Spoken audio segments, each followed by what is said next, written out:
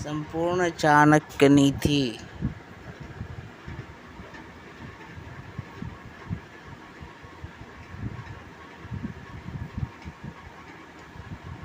तदहं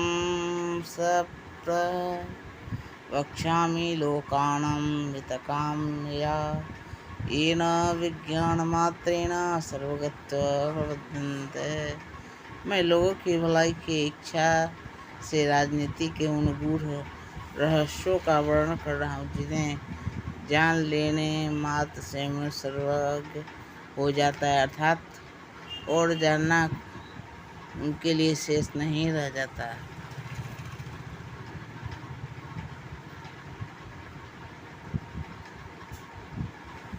मनसा चिन्तितं कार्यं वाचा नैव प्रकाशयेत्, मंत्रेण रक्षेदं गूढ़ं कार्यं चापि नियोजयेत्। मन में सोचे हुए कार्य को वाणी द्वारा प्रकट नहीं करना चाहिए, परंतु मनन पूर्वक भली प्रकार सोचते हुए उसकी रक्षा करनी चाहिए और चुप रहते हुए उस सोची हुई बात को कार्य रूप में बदलना चाहिए।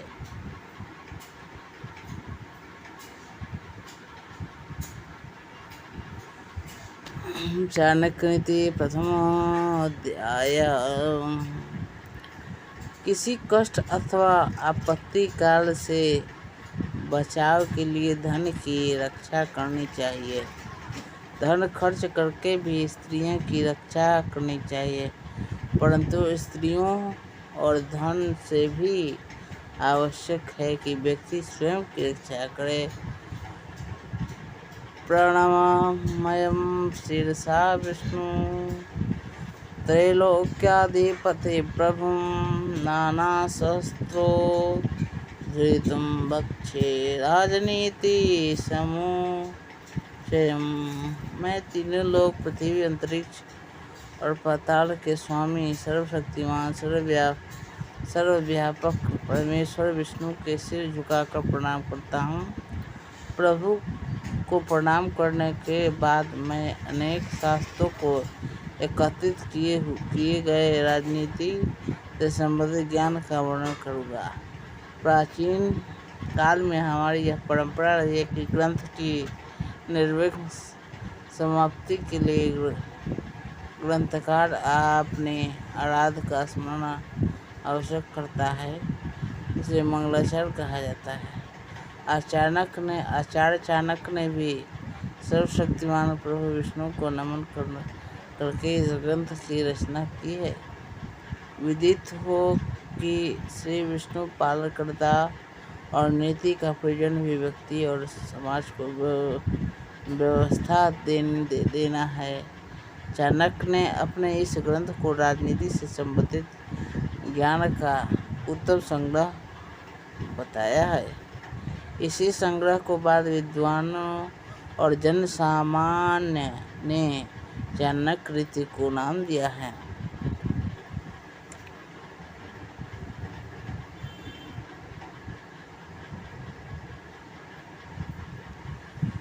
दुष्टा भार्या शठं मित्रं भृत्या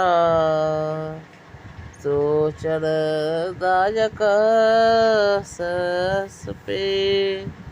अचगृहवासो मृत्युरेव न संशय। दुष्ट स्वभाव वाली, कठोर वचन बोलने वाली, दुराचारणी स्त्री और धूर्त दुष्ट स्वभाव वाला मित्र, सामने बोलने वाला मुंहफट नौकर और ऐसे घर में निवास जहाँ सांप के होने का संभावना हो, यह सब बातें मृत्यु के समान है। जिस घर में दुष्ट स्त्रियाँ होती है वहाँ गृह स्वामी की स्थिति किसी मृतक के समान ही होती है, क्योंकि उसका कोई वश नहीं चलता, भीतर ही भीतर कूदते हुए मृत्यु की ओर सरकता रहता है।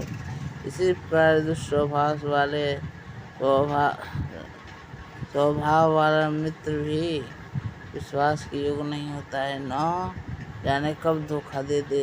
जो नौकर अथवा आपके अधीन काम करने वाले कर्मचारी लौटकर आपके सामने जवाब देता है, वह कभी भी आपको असहनीय हानि पहुंचा सकता है। ऐसे सेवक के साथ रहना अविश्वास के घूंट पीने के समान है। इसी प्रकार जहाँ सांपों का आवास है वहाँ भी रहना खतरनाक है। न जाने कब सर्पदंश का शिकार होना पड़ जाएगा।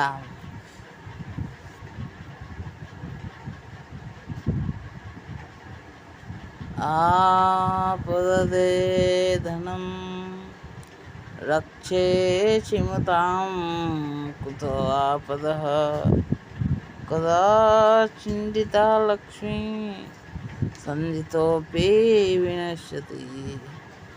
आपत्ति काल के लिए धन की रक्षा करनी चाहिए, लेकिन स्वजन पुरुषों के पास विपत्ति का क्या काम।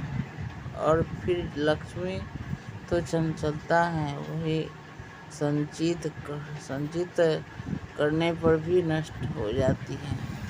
चाणक्य का कहना है कि मनुष्यों को चाहिए कि आपत्ति काल के लिए धन संग्रह करे, लेकिन धनी व्यक्ति ऐसा मानते हैं कि इनके लिए आपत्ति का कोई महत्व नहीं है, क्योंकि वे अपने धन से सभी आपत्तियों से बच सकते हैं। परंतु वे यह नहीं जानते कि लक्ष्मी भी चंचल है, किसी भी समय वह मनुष्य को छोड़कर जा सकती है।